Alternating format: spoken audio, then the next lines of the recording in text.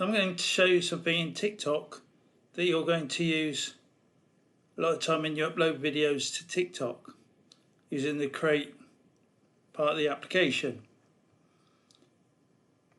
This is called keyframes. So when you use a keyframe,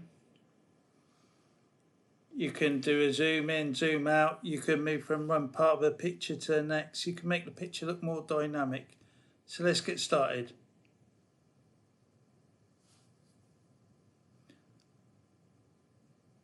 So tap on the clip, move it round as you want.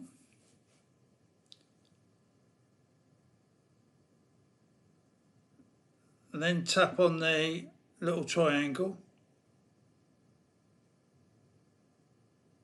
just above the timeline and make the adjustment in the video to where you want. So I'm moving it over so it looks like the still photograph is a video. Thanks for watching this video.